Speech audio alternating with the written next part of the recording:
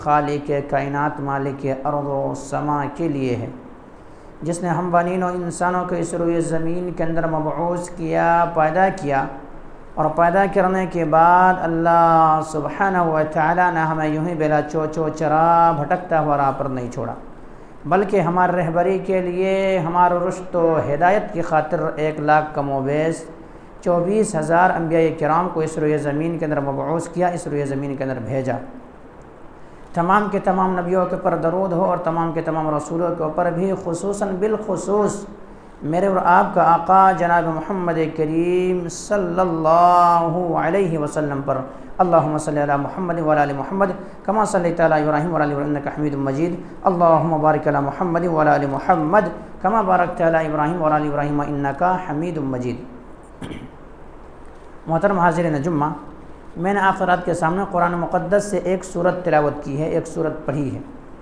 سورت جو ہے ہر کسی کو یاد ہے، معروف و مشہور سورت ہے، سورہ اخلاص ہے، یعنی قل هو اللہ احد ہے۔ یہ سورت قرآن مقدس کے 112 نمبر کی سورت ہے، اور اس سورت کے اندر 4 آیتیں ہیں۔ اس سورت کو اکثر لوگ زبانی یاد کرتے ہیں، یا اکثر لوگوں کو زبانی یاد ہے، لیکن اس کے فضائل کیا ہے، اس کو پڑھنے سے کیا ثواب ملتا ہے، اس کا میننگ کیا ہے، اس کا ترجمہ کیا ہے، لوگ نہیں جانتے۔ اسی لیے آج میں آپ حضرات کے سامنے بیان کروں گا قل هو اللہ احد کی تفسیر اور اس کا میننگ کیا ہے۔ سب سے پہلے جانیں، یہ سورت ایک ایسی سورت ہے جس میں مکمل اللہ رب العالمین کا تعارف کرایا گیا ہے۔ تعارف مطلب پرچہ کرایا گیا ہے، پہچان کرایا گیا ہے۔ ہوا یہ کہ مشرکین مکہ، یعنی جو مکہ کے مشرک شرک کرتے تھے، وہ نبی اکرم جناب محمد کریم صلی اللہ علیہ وسلم کی خدمت میں حاضر ہوتے، اور حاضر خدمت ہونے کے بعد یہ کہتے کہ آپ اپنے رب کا تعارف کرائیے، آپ اپنے رب کا پرچہ کرائیے، آپ اپنے رب کے جو ہے ایسا کرائیے کہ پہچان کرائیے۔ تو اللہ کے نبی جناب محمد کریم صلی اللہ علیہ وسلم سکوت اختیار کیے ہوئے ہیں، خاموشی اختیار کیے ہوئے ہیں، کوئی جواب نہیں دے رہے ہیں، کیونکہ اللہ کے نبی جناب محمد کریم صلی اللہ علیہ وسلم وحی کی انتظار کر رہے ہیں کہ وحی آئیں گے اور وحی کے ذریعے سے ہمیں بتایا جائے گا، اس کے بعد لوگوں کو بتائیں گے۔ نبی کریم سے خاموشی اختیار کیے ہوئے ہیں۔ جبریل امین اللہ کے نبی جناب محمد کریم صلی اللہ علیہ وسلم کی خدمت میں حاضر ہو کر کے اللہ کے نبی جناب محمد کریم صلی اللہ علیہ وسلم سے کہتے ہیں، قل اے نبی جناب محمد کریم صلی اللہ علیہ وسلم، آپ کہہ دیجئے، آپ اعلان کر دیجئے، آپ لوگوں کو بتا دیے، اللہ احد، اللہ احد ہے، اللہ ایک ہے، اللہ الصمد، اللہ بے نیاز ہے، لم یلد ولم یولد، نہ تو اللہ تبارک و تعالی کسی کو جنا اور نہ جنا گیا، یوں کہہ لیجئے نہ تو اللہ رب العالمین کا کوئی باپ ہے اور نہ اللہ رب العالمین کا کوئی بیٹا ہے، ولم یکن لہ کفوا احد، اور اللہ کے ہمسر کوئی نہیں ہے، اللہ کے برابر کوئی نہیں ہے، لیس کمثلہ شیء، اللہ رب العالمین کے مثل کوئی شے ہے ہی نہیں، اللہ بے نیاز ہے۔ کیسے بے نیاز ہے؟ آئیے میں بے نیازی کا مطلب کیا ہوتا ہے؟ یعنی ہر چیزوں سے، حاجت سے، تمام ساری چیزوں سے پاک ہونا۔ اللہ رب العالمین بے نیاز ہے، اللہ کو اولاد کی ضرورت نہیں ہے، اللہ کو بیٹوں کی ضرورت نہیں ہے۔ لوگ کہا کرتے تھے مشرکین کہ نعوذ باللہ اللہ تبارک و تعالی جو فرشتے ہیں اللہ کی بیٹیاں ہیں، اللہ کی بیٹیاں ہیں۔ اللہ تبارک و تعالی جواب دیتے، کیا انصاف کی باتیں کرتے ہو؟ تم یہ کہہ رہے ہو کہ اپنے لیے بیٹے کو پسند کرتے ہو، تمہارے گھر کے اندر اگر بیٹیاں پیدا ہو جائیں تو تمہارے ایسے چہرے سرخ پڑ جائے اور کالا پڑ جائے، وَإِذَا بُشِّرَ أَحَدُهُم بِالْأُنثَىٰ ظَلَّ وَجْهُهُ مُسْوَدًّا وَهُوَ كَظِيمٌ، اور اپنے کیا ہے، اپنے چہرے کو چھپاتے ہوئے پھرو اور مارے پھر دو، اور ہمارے لیے تم پسند کرتے ہو کہ میرے لیے بیٹیاں ہیں فرشتے۔ اللہ نے جواب دیا، قُلْ هُوَ اللَّهُ أَحَدٌ، اللہ احد ہے، اللہ واحد ہے، اللہ ایک ہے، اللہ الصمد، اللہ بے نیاز ہے، اللہ کو ان چیزوں کی ضرورت نہیں، بیٹیوں کی ضرورت اللہ کو نہیں ہے۔ اسی طرح سے عیسائی جو ہے، عیسائی آج بھی کہتے ہیں، عیسائی کہا کرتے تھے وقالت الیہود عزیر ابن اللہ وقالت النصارى المسیح ابن اللہ، یعنی یہودی یہ کہا کرتے تھے کہ عزیر اللہ کا بیٹا ہے۔ اب عیسائی اس سے ایک قدم اور آگے بڑھ کر کے کہتے تھے عیسیٰ اللہ کا بیٹا ہے۔ تو اللہ تبارک و تعالیٰ نے جواب دیا لم یلد ولم یولد، نہ تو اللہ تبارک و تعالیٰ نہ تو جنا گیا ورنہ اللہ تبارک و تعالیٰ کو کسی نے جنا، یعنی یوں کہہ لیجئے کہ اللہ رب العالمین نہ تو کوئی بیٹا ہے اور نہ کوئی باپ ہے، یہ اللہ رب العالمین۔ تو یہ چیز ہے۔ بے نیاز کا مطلب کیا ہے؟ بے نیاز اللہ تبارک و تعالیٰ کیسے بے نیاز ہے؟ آئیے میں بتلاؤں۔ حدیث قدسی ہے، حدیث قدسی، حدیث قدسی اسے کہا جاتا ہے یعنی اللہ تبارک و تعالیٰ کی جانب سے وہ بات ہو لیکن نبی کریم صلی اللہ علیہ وسلم اپنی طرف سے لوگوں کو بتائیے، حدیث قدسی ہے۔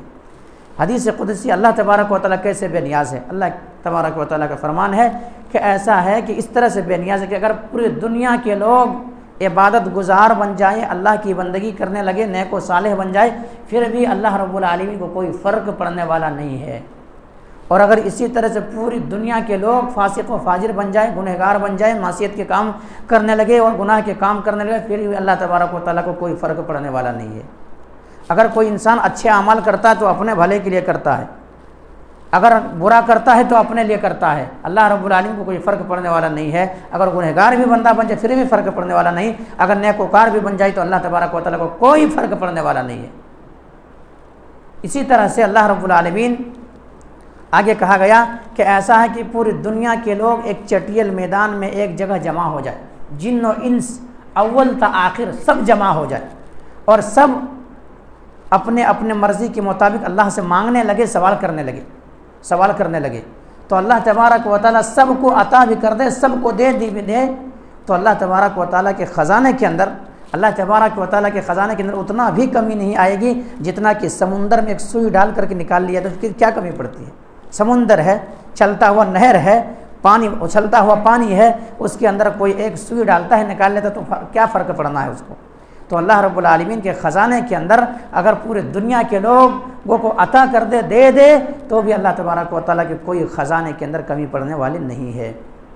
ابھی پوری دنیا بھر میں جو زبان استعمال کی جاتی ہے 2974 زبانیں بولی جاتی ہے، پوری دنیا ورلڈ 2974 زبان ہے۔ اللہ تبارک و تعالیٰ تو ایسا بے نیاز ہے کہ اگر 2974 زبان میں اگر کوئی دعا کرتا ہے، کوئی مانگتا ہے، ہر کسی کی دعا کو سنتا ہے، وہ جانتا بھی ہے اور ہر کسی کی زبان کو سمجھتا ہے۔ اللہ تبارک و تعالیٰ ایسا ہے، اللہ رب العالمین ایسا ہے، اسی لیے تو کہا کہ لیس کمثلہ شیء، اللہ کی مثل کوئی نہیں ہے، اللہ جیسا کوئی نہیں ہے۔ اللہ تبارک و تعالیٰ کے علاوہ لوگ کھڑا کرتے ہیں کہ یہ ہمارے معبود ہے، یہ حاجت روا، مشکل کشا، اولاد دینے والا، بگڑی بنانے والا، مصیبت کو ٹالنے والا، عزت دینے والا، ذلیل کرنے والا، تمام کچھ سمجھتا ہے، روزی دینے والا، لیکن ایسا نہیں کہ ہے۔ اللہ تبارک و تعالیٰ ہی انسان کو مصیبت سے نکالتا ہے، پریشانیوں سے نکالتا ہے، اللہ ہی اولاد دیتا ہے، اللہ ہی رزق و رضا کا مالک ہے۔ اللہ تبارک و تعالیٰ رزاق ہے، رازق ہے، اللہ رزق دیتا ہے۔ اللہ تبارک و تعالیٰ ہمارے عیوب کو بھی چھپاتا ہے، تو اللہ کا مثل کوئی نہیں ہے۔ تو یہ صورت ایسی صورت ہے میرے بھائی، اس صورت کو اگر کوئی انسان پڑھتا ہے تو گویا کہ اسے پڑھنے کی وجہ سے 1/3 قرآن، یعنی قرآن کو 3 حصے میں تقسیم کیا جائے، 3 حصے میں تقسیم کیا جائے تو اس میں سے ایک حصہ جو بنتا ہے 10 کے 10 پارے پڑھنے کے برابر ثواب ملتا۔ صرف ایک مرتبہ سورہ اخلاص کو پڑھ لے تو، ایک مرتبہ پڑھے تو یہ ان کو فضائل ملنا ہے، ان کو اتنا ثواب ملیں گے، اتنا ان کو ثواب ملنا ہے کہ صرف ایک مرتبہ پڑھے تو۔ اور اگر کوئی شخص اس کو 10 مرتبہ پڑھ لے، اس سورت کو اگر 10 مرتبہ اگر پڑھ لیتا ہے تو 10 مرتبہ پڑھنے کی وجہ سے اللہ تبارک و تعالیٰ ان کے لیے جنت میں محل بناتا ہے، جنت میں گھر بناتا ہے۔ اس بات کو سننے کے بعد حضرت عمر بن خطاب رضی اللہ تعالیٰ عنہ نے کہا کہ اللہ کے نبی جناب محمد کریم صلی اللہ علیہ وسلم ہم تب تو اس کو بہت مرتبہ پڑھیں گے۔ اللہ کے نبی نے کہا تو اللہ تبارک و تعالیٰ بھی ہے، اللہ سبحانہ و تعالیٰ بھی ہے کہ تمہیں نیکیاں دینے میں اللہ تبارک و تعالیٰ کوئی فرق نہیں پڑتا۔ تو یہ چیز اگر کوئی 10 مرتبہ اس صورت کو پڑھ لیتا ہے تو کیا ہے، ان کو کیا ہے، جنت کے لیے، جنت میں ان کے لیے محل بنا دی جاتی ہے، ان کے لیے گھر بنا دیا جاتا ہے، ان کے لیے گھر بنا دیا جاتا ہے۔ اگر یہ سورت سے کوئی محبت کرنے لگے، یہ سورت سے اگر کوئی محبت کرنے لگے تو اللہ بھی ان سے محبت کرتا ہے۔ اب محبت کرنے کا مطلب یہ نہیں کہ ایک انسان اس سورت کو پڑھے بھی، اس سورت سے محبت بھی کرے اور شرک بھی کرے، اس سورت سے کو پڑھے بھی، اس سورت کو سمجھے بھی اور اس کے بعد بھی مشکل کشا، حاجت روا، مشکل کو ٹالنے والا کسی اور کو پکارے، کسی اور کی عبادت کرے، تو یہ مطلب نہیں ہوتا۔ اس سورت سے محبت کرنے کا مطلب یہ ہے کہ اس سورت کے اندر جو چیز، جو توحید بیان کی گئی ہے، توحید کا نچوڑ پیش کیا گیا ہے، تو ان کے ذہن و دماغ کے اندر یہ خیال رہے اور اللہ رب العالمین کے ساتھ کبھی شرک نہ کرے۔ اگر کوئی انسان شرک کرتا ہے تو ایسے انسان کے لیے مغفرت نہیں ہے۔ اللہ تبارک و تعالیٰ نے کہا انہ من یشرک باللہ فقد حرم اللہ علیہ الجنہ، اللہ تبارک و تعالیٰ نے مشرکوں کے لیے جنت کو مشرکوں کے لیے کیا کیا ہے؟ جنت کو حرام کر دیا ہے۔ ایسے انسان کے لیے کیا ہے؟ جہنم ہے، وہ ہمیشہ ہمیشہ رہیں گے۔ شرک کا مطلب کیا ہوتا ہے؟ مثلا اولاد اللہ دیتا ہے، یہی چیز کوئی کہنے لگے کہ اللہ کے علاوہ فلاں جگہ سے بھی ملتا ہے۔ روزی اللہ دیتا ہے، اللہ کے علاوہ کسی اور کو کہنے لگے کہ وہ بھی روزی ہمیں دیتا ہے، یہی شرک ہے۔ تو یہ چیز ہے اللہ تبارک و تعالیٰ ہی اللہم لا مانع لما اعطیت ولا معطی لما منعت، اگر میرا رب کسی چیز کو روک لے تو کوئی دے نہیں سکتا، اور اللہ تبارک و تعالیٰ دے تو کوئی روک نہیں سکتا۔ یہ اللہ رب العالمین کے قبض قدرت میں ہے۔ اللہ تبارک و تعالیٰ اگر کسی وَإِن يَمْسَسْكَ اللَّهُ بِضُرٍّ فَلَا كَاشِفَ لَهُ إِلَّا هُوَ وَإِن يَمْسَسْكَ بِخَيْرٍ فَهُوَ عَلَى كُلِّ شَيْءٍ قَدِيرٌ، اگر اللہ تبارک و تعالیٰ کسی انسان کو نقصان پہنچانا چاہتا ہے تو پوری دنیا کی انسانیت مل کر کے، پوری دنیا کے لوگ مل کر کے، پوری دنیا کے انسان اور بسنے والے، روئے زمین پہ بسنے والے تمام انسان مل کر کے اگر اس کو کیا نفع پہنچانا چاہے تو نہیں پہنچا سکتا۔ اسی طرح سے اللہ تبارک و تعالیٰ کسی کو نفع پہنچانے پر آئے، پھر دنیا کی طاقت ایک طرح مل جائے اور اس کو نقصان پہنچانا چاہیے تو نہیں پہنچا سکتا۔ یہ ہے اللہ رب العالمین قبض قدرت، یہ ہے اللہ رب العالمین قبض قدرت۔ تو یہ سورت سے اگر کوئی محبت کرتا ہے، اس کو پڑھتا ہے، توحید ان کی زندگی میں ہے، کیونکہ میرے بھائیوں عقیدہ توحید، اگر دنیا توحید موحد دنیا کے اندر اگر زندہ ہے تو یہ دنیا قائم ہے، اگر موحد ختم ہو گئی دنیا ختم ہو جائے گی۔ حدیث ہے کہ جب تک اس دنیا کے اندر اللہ فقول اللہ اللہ اللہ اللہ کہنے والے ہوں گے تب تک یہ دنیا قائم ہے، تب تک قیامت برپا نہیں ہوں گے۔ لیکن جو ہی اللہ کا نام لینے والا ختم ہو جائیں گے، موحد ختم ہو جائیں گے، توحید پرست ختم ہو جائیں گے، یہ دنیا ختم ہو جائے گی، یہ دنیا ختم ہو جائے گی۔ سب سے بڑی نیکی جو ہے وہ توحید ہے، اور سب سے بڑا گناہ جو شرک ہے۔ یہ چیز ہے میرے بھائی، تو یہی چیز ہے۔ اس صورت سے اگر کوئی محبت کرتا ہے تو اللہ بھی اس سے محبت کرتا ہے۔ اللہ کے نبی جناب محمد کریم صلی اللہ علیہ وسلم نے ایک شخص کو بھیجا ایک جنگ کے لیے، ایک سریہ کے لیے، ایک جنگ کے لیے بھیجے، تو انہیں قرآن زیادہ یاد تھا۔ یاد ہونے کی وجہ سے کیا کہ وہی امامت کرتے تھے، تمام لوگوں کی وہی امامت کرتے تھے۔ لیکن وہ کیا کرتے تھے، جب نماز شروع کرنے کے بعد سورہ فاتحہ پڑھتے، پھر کوئی سورت پڑھتے، پھر وہ سورت ختم ہونے کے بعد آخر میں ہر رکعت میں آخری رکعت میں قل هو اللہ احد پڑھتے، سورہ اخلاص پڑھتے۔ یہ بات جب نبی کریم صلی اللہ علیہ وسلم تک پہنچایا گیا، بتایا گیا کہ اللہ کے نبی جناب محمد کریم صلی اللہ علیہ وسلم ایک جو ہمیں نماز پڑھاتے ہیں، وہ نماز پڑھتے ہیں، کوئی بھی سورت پڑھتے ہیں، لیکن ان کے ساتھ کیا کرتے ہیں، سورہ اخلاص کو ملا دیتے ہیں، قل هو اللہ احد کو ملا دیتے ہیں۔ ہم یہ کہتے ہیں یا تو آپ اسی پر اتفاق کیجئے، یا تو سورہ اخلاص ہی پڑھیے، یا کوئی سورت پڑھ کر ہی وہ ختم کر دیجئے، ہم یہ کہتے ہیں، لیکن وہ ماننے کے لیے تیار نہیں ہیں۔ اللہ کے نبی جناب محمد کریم صلی اللہ علیہ وسلم اس صحابی رسول کو اپنے پاس مدعو کرتے ہیں، بلاتے ہیں اور کہتے ہیں میرے صحابی آپ ایسے کیوں کرتے ہو، آخر کیا وجہ ہے؟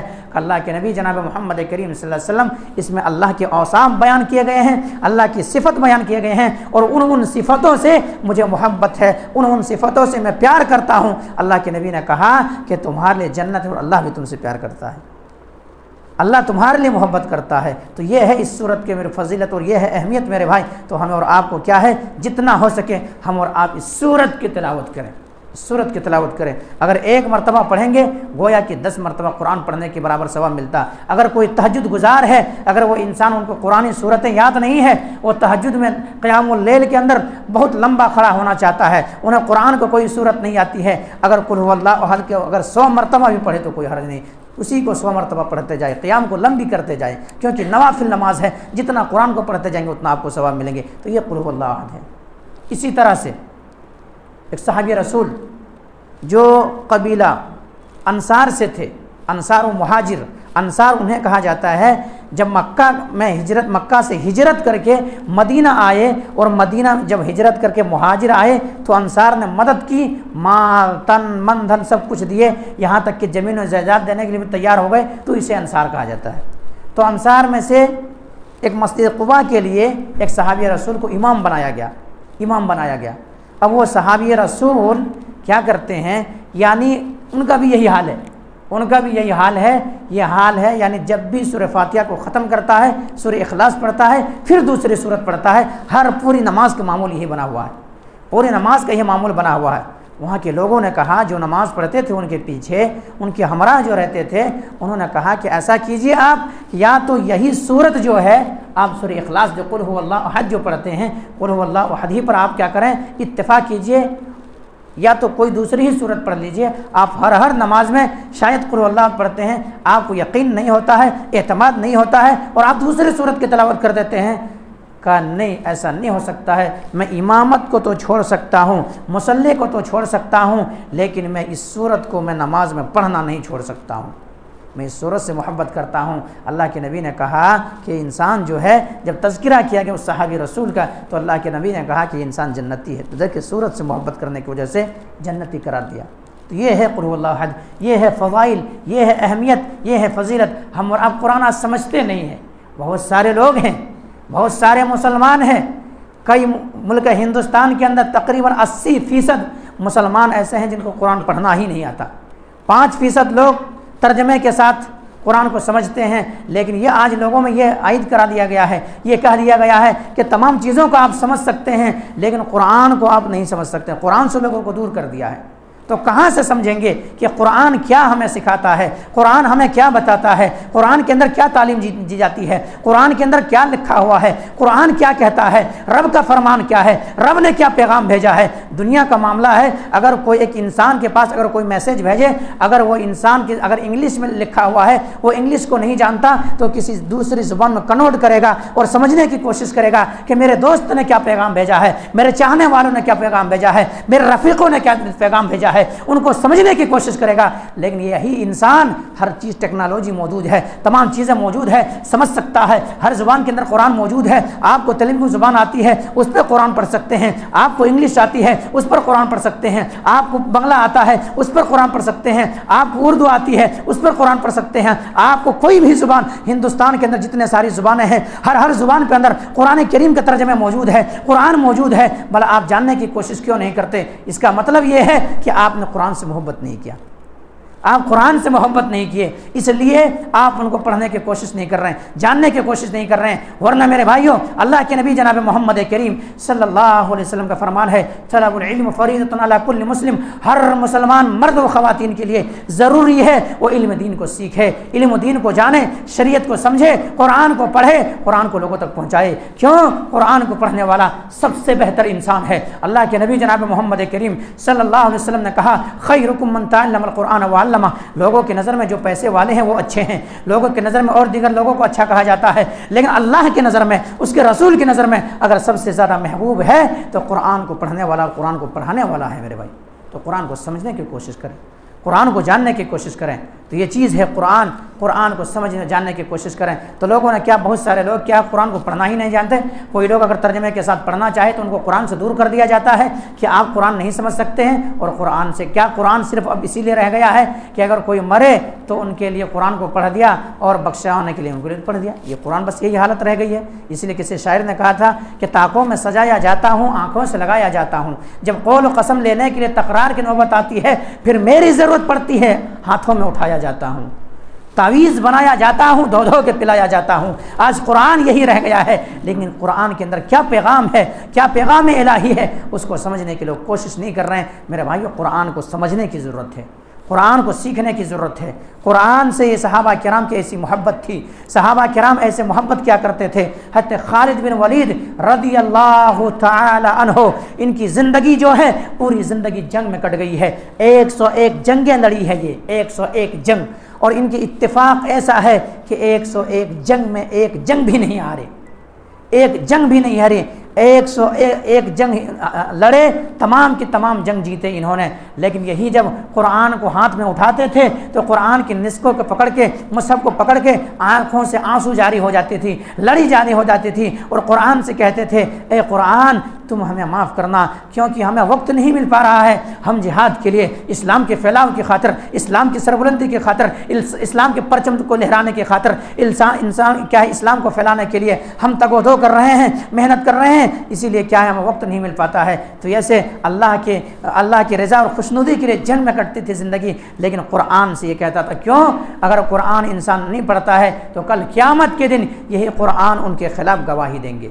لیکن اگر قرآن پڑھتا ہے تو یہی قرآن اللہ رب العالمین کے سامنے ان کے حق میں گواہی دیں گے کہ اور اگر قرآن کو چھوڑے گا انسان تو قرآن کو چھوڑنے کی وجہ سے کیا ہے، انسان کے خلاف قیامت کے دن گواہی دے گی۔ تو یہ چیز ہے میرے بھائی، یہ چیز ہے۔ آج ہم نہیں پڑھتے لیکن قرآن کیسے کیسے لوگ پڑھ رہے ہیں، دیگر لوگ قرآن پڑھ کر کے اسلام قبول کر رہے ہیں۔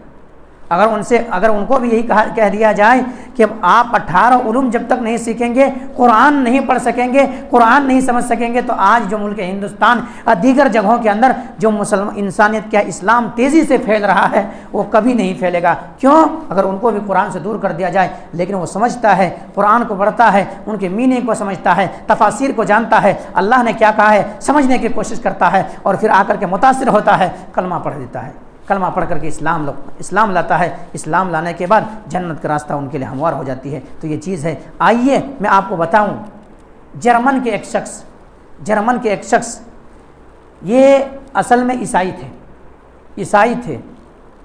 اتفاق ایسا ہوا ان کی عمر جب 10 سال کے ہوئے، اور عیسائیوں کا یہ عقیدہ ہے جب بچہ 10 سال کا ہو جاتا ہے تو ان کو کلیسا میں لے کے جایا جاتا ہے۔ اگر اس چیز کا آپ کو پتہ کرنا ہے تو آپ اتوار کے دن دیکھ لیں، یا اتوار کے دن دیکھیں کہ کتنے زیادہ عیسائیوں کی تعداد، ان کے کیا چرچ اور ان کے جو عبادت گاہیں بھری پڑی رہتی ہے، بھرے رہتے ہیں۔ ہمارے اور آپ کے جمعہ کے دن نہ بھرے، عام دنوں کے اندر نہ بھرے، کیونکہ ہمیں اور آپ کو اسلام سے محبت نہیں ہے، دین سے محبت نہیں ہے، شریعت سے محبت نہیں ہے، لگاؤ نہیں ہے، اس لیے ہمیں اور آپ کو سمجھ میں نہیں آتی ہے۔ لیکن وہ لوگ کی کیا ہے، کلیسائیں بھر جاتی ہے۔ تو 10 سال کی جب عمر ہوئے اور عمر ہونے کے بعد ان کو کلیسا لے جایا گیا۔ وہاں پہ پادری جو تھا، ان کے مذہب کو جو سمجھانے والے تھے، انہوں نے کہا کہ عیسیٰ، مریم اور اللہ یہ تینوں ایک ہے، ان کو یہ بات سمجھ میں نہیں آئی۔ یہ بات 3 کیسے ایک ہو سکتا ہے، یا ایک کیسے 3 ہو سکتا ہے؟ تثلیت کا عقیدہ، یہ عقیدہ یعنی عیسیٰ بھی وہی ہے، مریم بھی وہی ہے اور اللہ بھی وہی ہے، تینوں میں کیا ہے، علیحدہ ہے، لیکن یہ ایک ہے، یہ بات سمجھ میں نہیں آئی ان کو، یہ بات سمجھ میں نہیں آئی ہے۔ اور کہا میں تمہارے کہنے پر میں کیا کروں گا، اس بات پر خاموشی اختیار نہیں کروں گا۔ ہم یہ کہہ کر کے کہ ہمارے باپ دادا یہی مان رہے ہیں، ہم بھی یہی مانیں گے، ایسا نہیں، ہم تحقیق کریں گے، ہم تفتیش کریں گے، اس اللہ کا پتہ کریں گے کہ آخرکار پورے دنیا کو چلا رہا ہے، پورے دنیا کو کھلا رہا ہے، پورے دنیا کو پلا رہا ہے، روزی رسا کا مالک ہے، ماں کے پیٹ میں رزق پہنچا رہا ہے، ماں کے پیٹ میں انسان کو زندہ رکھ رہا ہے، تمام ساری چیزوں کے اوپر کون چلا رہا ہے، میں کوشش کروں گا، جاننے کی کوشش کروں گا۔ انہوں نے کہا، اور پہلے سے ان کو مسلمانوں کے خلاف بھڑکا دیا گیا تھا، قرآن کو ہاتھ میں نہیں لیا، انہوں نے کیا تورات کو پڑھ ڈالا، دل مطمئن نہیں ہوا۔ جرمنی کے شخص تھے یہ، جرمنی کے مسٹر رابرٹ کے نام سے جانے جاتے تھے۔ تو انہوں نے پورے تورات کو پڑھ لیے، کوئی سمجھ میں نہیں آئی، اللہ کا تعارف نہیں مل سکا، اللہ کا پہچان نہیں مل سکا، اللہ کے پرچ نہیں، کس طرح سے اللہ کو پہچانا جائے، اللہ کیا ہے، اللہ کیسے، اللہ کیا کرتا ہے، ان کو پہچان نہیں ہو سکا۔ تورات کو پڑھ ڈالا، 10 سال اور کٹ گئی زندگی، 20 سال کی عمر ہو گئی۔ اب اس کے بعد بدھ مت کو اٹھایا، بدھ مت کی کتابوں کو بھی پڑھا، وہاں پر بھی ان کو جو چیز دل مطمئن نہ ہو سکے، گھبرا کر کے بیٹھ گیا۔ اب کیا کریں گے، میں رب تک پہنچنا چاہتا ہوں، رب کو جاننا چاہتا ہوں، آخر رب ہے کون، رب کا تعارف جاننا چاہتا ہوں، رب کو پہچاننا چاہتا ہوں، آخر کوئی بتانے والا نہیں، میں کیسے سمجھوں، میں کیسے مانوں اس بات کو۔ آخرکار تھک کے بیٹھ گئے، 14 سال ہو گئے۔ اب کتنے 10 سال سے ریسرچ شروع کیے تھے، اب 24 سال کی عمر کو پہنچ گئے۔ ابھی دل کے اندر تڑپ ہے، نہیں میں جاننا چاہتا ہوں، آخری کائنات کو چلا رہا ہے، بھلا تینوں ایک کیسے ہو سکتا ہے، اللہ اگر ہے تو اللہ ایک ہے، عیسیٰ بھی اللہ کیسے ہو سکتا ہے۔ اور پادریوں نے یہ بھی کہا تھا کہ عیسیٰ اللہ کا بیٹا ہے، وقالت الیہود نصارى مسیح ابن اللہ، کہ اللہ کا بیٹا ہے، کہ ایسا کیسا ہو سکتا ہے۔ اور یہ بھی کہا تھا کہ آخرکار گناہ کی عوض میں ایسا کیے کہ اپنے پوری امت جو عیسائی جو مانتے ہیں، ان کے ماننے والے کے جو گناہ تھے وہ گناہ لے کر کے صلیب پہ چڑھ گئے، یہی عقیدہ ہے ان کا، یہ عقیدہ۔ وہ کہا ایسا کیسے ہو سکتا ہے، اللہ اپنے بیٹے کو کیسے موت دے سکتا ہے۔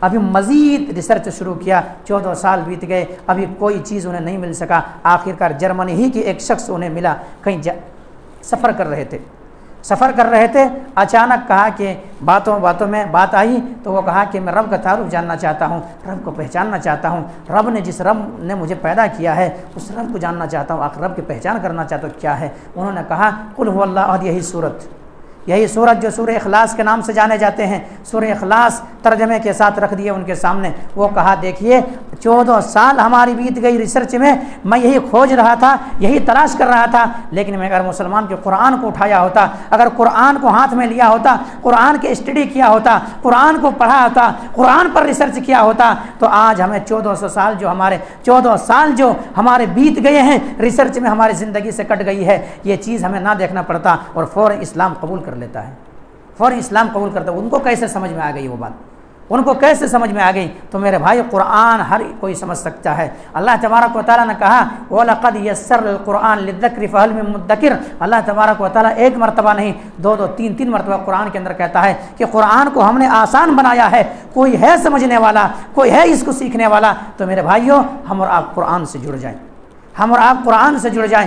آج مسلمانوں کے اوپر اگر مصیبت ہے، پریشانیاں ہیں اور مسلمان ذلیل و خوار ہو رہے ہیں، ایک وجہ یہ ہے کہ مسلمانوں نے نبی کے پیغام کو چھوڑ دیا، قرآن کو چھوڑ دیا، قرآن کے احکام پر عمل کرنا چھوڑ دیے، اسی لیے مسلمانوں کو یہ دن دیکھنا پڑ رہا ہے۔ ورنہ اگر قرآن کو اپنا لیے ہوتے، قرآن کو سینے سے اپنائے ہوتے، قرآن کو پڑھے ہوتے، قرآن کے قدر کیے ہوتے، تو میرے بھائیوں مسلمانوں کو یہ دن دیکھنا نہیں پڑتا، مسلمانوں کو یہ دن دیکھنا نہیں پڑتا۔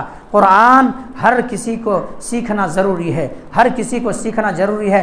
آج میرے بھائیوں آج دیکھیے انسان کو قرآن سے 2 نمبر کے دیکھا جاتا ہے، اسلام کو مسلمان 2 نمبر سے دیکھتا ہے، 2 نمبر سے دیکھتا ہے۔ کیسے؟ دیکھیے کئی ایسے بچے ہیں جن کی عمر 10 سال 12 سال ہو گئے، نماز فرض ہو گئی ان کے اوپر، جمعہ فرض ہو گیا ان کے اوپر، اگر وہ 3 جمعہ مسجد میں نہ آئے تو اسلام سے نکل جاتا ہے، حدیث ہے، نبی کی حدیث ہے۔ لیکن ان کے باوجود بھی ان کے ماں باپ جمعہ کے دن تک بھی جا کر کے نہیں کہتے کہ ہمیں اسلام میں بچے کو باقی رکھنا ہے، ہمیں پیغام الہی کو جاننا ہے، ہمیں شریعت کو سیکھنا ہے۔ اسی لیے ہمارے لیے ایسا کیا جائے کہ جمعے کے دن کم سے کم آدھا گھنٹہ یا 1 گھنٹہ ہمارے بچے کو چھٹی دیا جائے، 1 گھنٹہ یا آدھا گھنٹہ ہمارے بچے کو چھٹی۔ کسی کو توفیق نہیں ہوتی ہے، کسی کا توفیق نہیں ہوتی۔ کیا یہاں سے وہاں تک لوگ بیٹھے ہوئے ہیں، کیا ان لوگوں کے بچے نہیں ہیں؟ کیا 10 سال کے بچے نہیں ہیں، 12 سال کے بچے نہیں ہیں؟ تو اسی لیے میں نے کہا آپ کیوں نہیں ان کو لاتے جمعہ کے دن بھی؟